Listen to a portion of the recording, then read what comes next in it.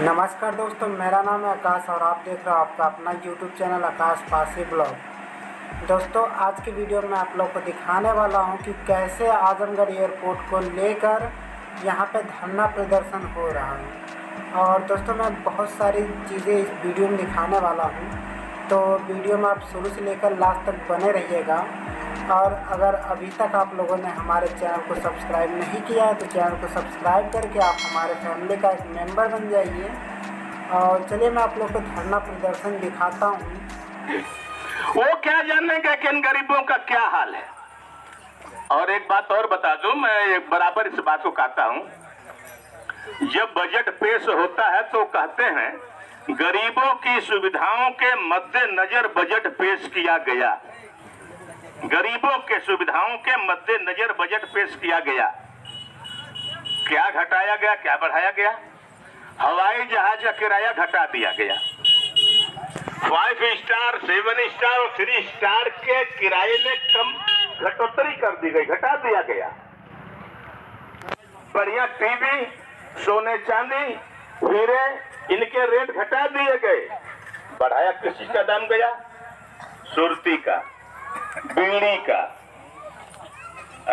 नमक का, मट्टी के तेल का, जो गरीबों की झोपड़ी में उजाला देता है, उस तेल का तो लापता कर दिए। अब तो सरसों का तेल, ये जो गरीबों के इस्तेमाल की चीज है, इसका दाम बढ़ा दिया गया। और जो अय्याशी करने के लिए लोग उड़ते हैं, बड़े लोग, पूंजीपति लोग, उनके सुविधा के अनुसार बजट पेश किया गया। तो जनता वो लोग हैं कि जनता आप और हम हैं? ये बताइए। जनता वो है जो बड़े लोग हैं, जो गरीबों के दर्द को नहीं समझते। अभी हमारे भाई कल बोल रहे थे कि ये जो हाईवे गया, पूर्वांचल हाईवे, इसके आधा किलोमीटर या 1 किलोमीटर के रेंज में ये अय्याशियों के ही बाजार लगेंगे, अंधेरे में किए जाएंगे। और पेट इतना भयानक चीज होता है, इतनी कड़वी आग होती है, इसकी इतनी जलन होती है इसमें कि जब ये आग जलने लगती है तो लोगों को कुछ दिखाई नहीं देता। लोग अपनी बेटी बेच देते, अपना बेटा बेच देते हैं, अपने बाप को कत्ल कर देते हैं कि कैसे हमारा ये पेट की आग कैसे शांत होगी। ऐसे गरीबी को जिसने नजदीक से देखा होगा, गरीबों की गरीबी को महसूस वही कर सकता है। और वो एक फैसला, जानवरों वाला फैसला नहीं ले सकता। अब आप बताइए, इतनी बड़ी जनसंख्या अगर उजड़ जाएगी, किस कोने में जाएगी? और जब लोग ये जान जाएंगे कि ये मुआवजा वाले हैं, तो 1000 का दाम जहां होगा वहां 3000 वो कहेंगे, उससे नीचे नहीं आएगा। और हमारी गरज होगी तो 10 बीघा बेच कर 1 बीघा खरीदेंगे। 10 बीघा बेच के 1 बीघा खरीदेंगे, क्योंकि ये तो देगा उतना ही। 50 लाख किसी का था मुआवजा, वो 35 लाख मिला, 15 लाख वो भी गायब हो गया। तो जब ये गरीबों का खून चूसने वाले, गरीबों की सूखी हड्डियों को निचोड़ने वाले जानवर लोग हैं, ये हमारे आपके दर्द को नहीं समझते। और जो हमारे ही परिवार से, हमारे ही घर से, हमारे ही लोग जब सरकारी नौकर बन जाते हैं, जैसे ये डीएम साहब, एसडीएम साहब, उस दिन पुलिस वाले जो आए थे हमारे ही परिवार के थे ना। इन लोगों ने हमारे परिवार के साथ कौन सा सुलूक किया? क्या उन्होंने व्यवहार किया हमारे परिवार के साथ? क्या उनको ये लगा कि हम भी इसी परिवार से निकले हैं? नहीं, वो थोड़ा ऊंचाई पर जो चढ़ जाता है ना, नीचे वालों को कहता है ये सब कीड़े मकोड़े हैं, उनको आदमी मानता ही। और तुलसीदास ने साफ शब्दों में लिखा है कि प्रभुता पाई काय मद नाही। वो डीएम हो गया तो ये समझ रहा है कि हम हिंदुस्तान के राजा हो गए, हम गरीब है ही नहीं है। अगर ये लोग ये समझ जाएं कि हमारे परिवार के हैं तो एक गलत रिपोर्ट दे ही नहीं सकते। और हमने पहले भी कहा है, आज भी कह रहे हैं, आजमगढ़ में तमाम ऐसी जगहें हैं जहां महीनों महीनों इंसान जाता ही नहीं। ऐसी आजमगढ़ में मैदान के मैदान पड़ा हुआ है लावारिस। तुमको विकास करना तो जो आके वहां पर करो ना, कौन मना करता? हम तो विकास के हिमायती हैं।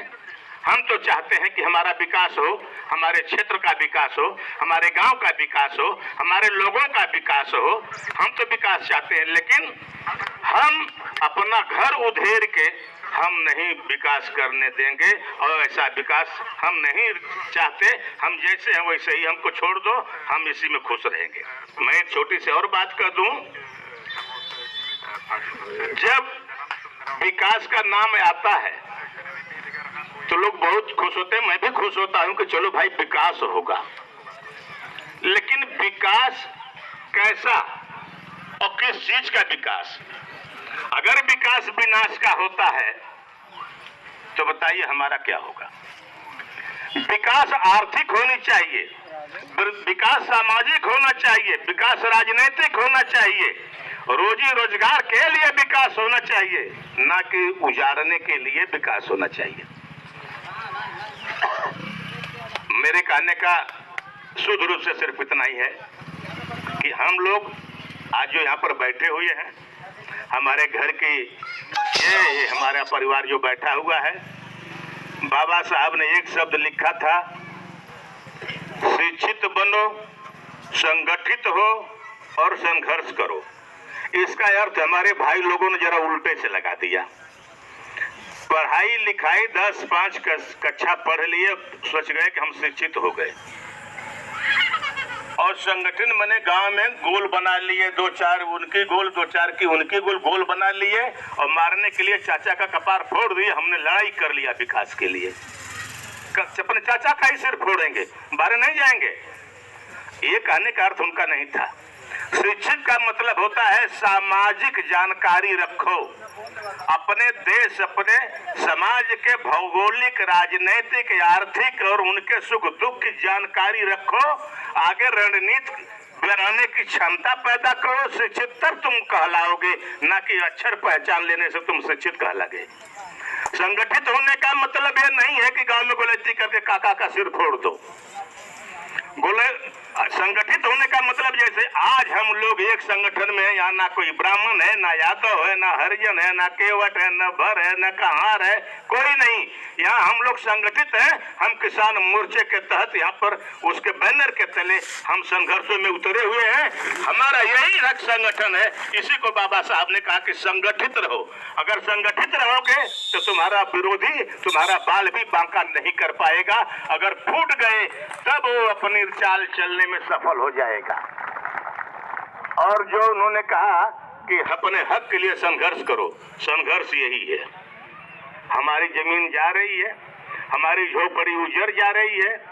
आज हम अपने लोगों के बीच में थे, सुख दुख में हम दूसरे के, वो हमारे, इज्जत बात में हम दूसरे के, वो हमारे, हम दूसरे के सहयोगी, वो हमारे सहयोगी।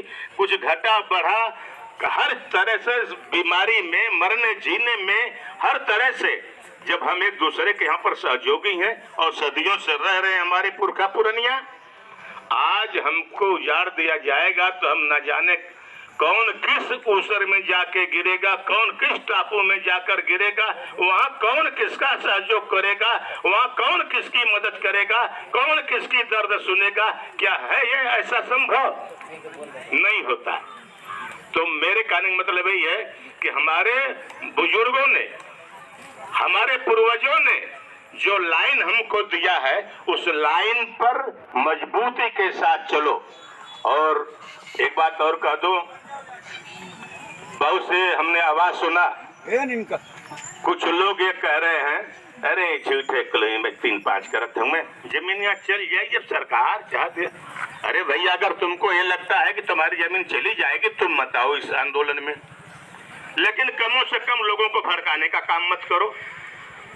और हम ये कहते हैं कि अगर तुमको ये लगता है कि ये आंदोलन असफल हो जाएगा तो हम तुमको उलाहना देने नहीं जाएंगे, तुम ऐसा मत कहो। इसलिए कहना चाहता हूं कि ऐसी अफवाहों पर कान देने की कोई आवश्यकता नहीं। दूसरी बात ये कहूंगा, चाहे वो किसी दल का नेता हो, उसको अपशब्द मत कहो। अपशब्द किसी को मत कहना। अपशब्द कहने का मतलब हम हल्के पड़ जाते हैं। उग्र मत होना, उग्र होने पर हम गलत कदम उठा देते हैं।